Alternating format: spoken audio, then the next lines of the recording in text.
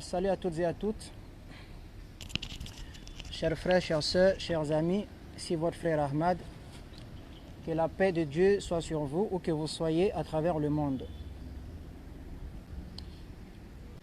Tout à l'heure, là, j'ai suivi sur Internet l'intervention du secrétaire général chargé des affaires religieuses. Je crois bien, c'est comme ça qu'on dit, non?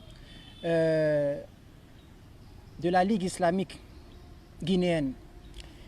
Et je voulais réagir là-dessus, Inch'Allah, dans la mesure du possible. Vous savez, depuis quelques mois, est apparue dans le monde une épidémie de coronavirus et qui a poussé tous les pays du monde à prendre des mesures afin de protéger leur population. Et c'est dans ce sens-là, la Guinée aussi ne fait pas exception à la règle.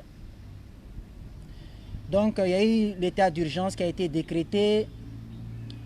Il y a eu beaucoup de choses qui ont été faites afin de préserver la vie des gens.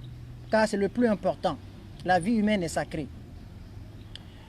Mais très malheureusement, on constate que cette affaire-là est en train de prendre une autre tournure dans notre pays, la Guinée.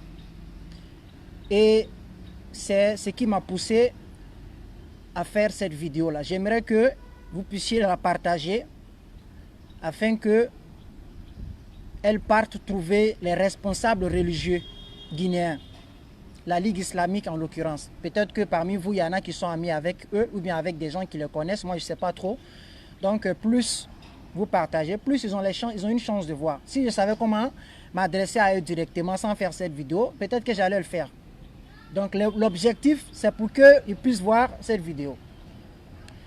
Donc, comme je le disais, on assiste à une autre chose qui va au-delà d'une affaire de virus.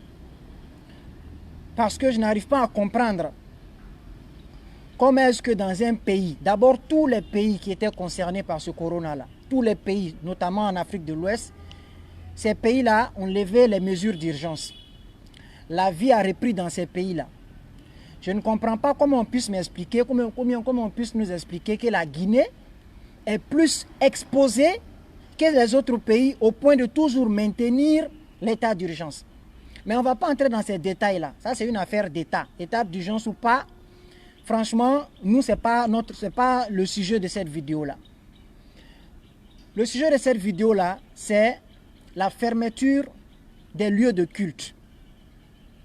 On a vu tout à l'heure là, monsieur El Hadj, comment on appelle, c'est El Hadj Bangoura, je ne connais pas trop son nom, qui est intervenu pendant qu'on lui demandait, mais qu'en est-il de la fermeture des mosquées? Et il expliquait que voilà, l'État est mieux placé pour dire aux gens si c'est possible d'ouvrir les mosquées ou pas. Donc, c'est une affaire d'État en fait. Vous savez, dans un pays, quand les musulmans ils ont des problèmes, ils doivent se tourner vers qui? Vers leurs responsables religieux avant tout. En l'occurrence, la Ligue islamique. Mais on constate que dans ce pays-là, la Guinée, c'est comme si cette Ligue-là a démissionné de ses responsabilités en fait. Pourquoi est-ce que je dis ça? C'est qu'on a affaire à des gens qui sont derrière l'État.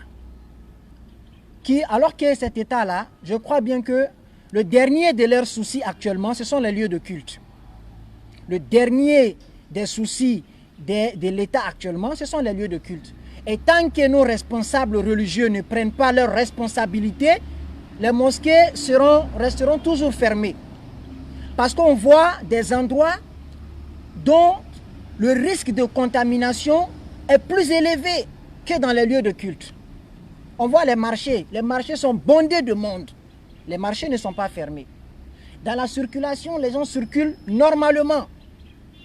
Même si on impose aux gens des mesures barrières, le port des bavettes ou bien distanciation sociale, c'est laver les mains régulièrement.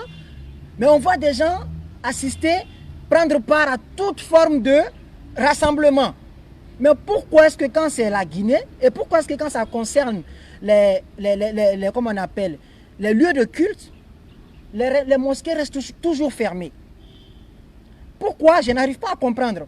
Est-ce que les mosquées sont des lieux où le risque de contamination est plus élevé que dans les marchés, que dans la circulation, que dans les transports, que dans les banques?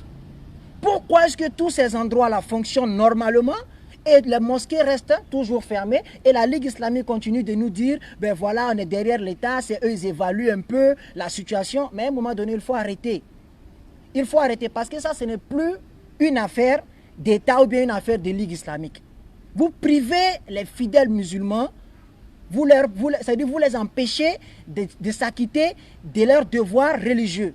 C'est une obligation religieuse pour les musulmans d'aller prier à la mosquée.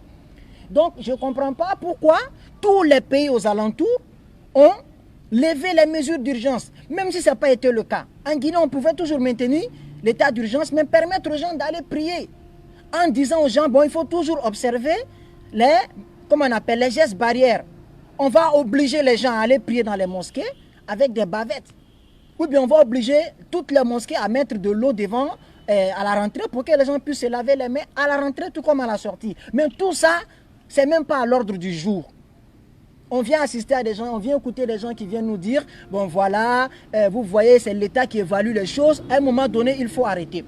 Moi, ce que j'aimerais dire ici à la Ligue islamique, c'est que on vous obéit, mais tant que vous obéissez à Dieu et à son prophète. N'oubliez pas, parce qu'Allah nous demande de vous obéir.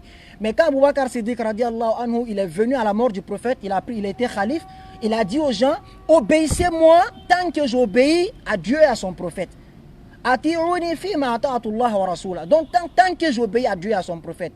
Dès lors où je n'obéis plus à Dieu et à son prophète, vous n'êtes plus obligé de m'obéir. Et nous, on vous suit en tant que guide religieux, dans l'espoir que vous êtes les responsables qui puissent permettre aux fidèles de retrouver le chemin de la mosquée. Et vous êtes là, on ne sait même pas ce que vous faites. Peut-être dans l'ombre, vous travaillez, mais c'est parce que se voit depuis combien de mois les mosquées sont toujours fermées, alors qu'au même moment, les autres lieux sont ouverts. On assiste même à des rassemblements politiques où des gens vont se regrouper par milliers. Ils dansent, ils s'amusent, ils sont dans la joie et au même moment, les mosquées sont fermées. Dans un pays majoritairement musulman. Donc, si, comme on appelle, vous pouvez faire quelque chose, je crois que c'est le moment. Si vous voulez être utile à cette oumma, à cette communauté, évitez-nous les beaux discours et puis prenez vos responsabilités. Il faut prendre vos responsabilités parce que ce que vous êtes en train de faire, c'est très grave. La communauté a les yeux rivés sur vous. Et vous, au lieu de prendre vos responsabilités pour demander à l'État d'ouvrir les lieux de culte, vous êtes là alors que vous connaissez à quel point il est important pour un musulman d'aller prier à la mosquée. L'homme qui ne se sent pas concerné par cette affaire, peut-être qu'il a un problème dans son cœur avec sa foi. Wallahi, tout bon croyant ne peut pas rester insensible à la fermeture des lieux de culte, à la fermeture des mosquées. Parce que comme vous le savez, le prophète Mohammed sallallahu alayhi wa sallam ne finit pas de nous donner les mérites qu'il y a dans le fait d'aller prier en groupe à la mosquée. C'est même une obligation. C'est même une obligation. Donc il y a même eu un aveugle qui est venu dire au prophète sallallahu alayhi wa sallam, il dit, vous nous avez dit que lorsqu'on entend l'appel à la prière, on doit aller prier. On doit répondre à cet appel-là.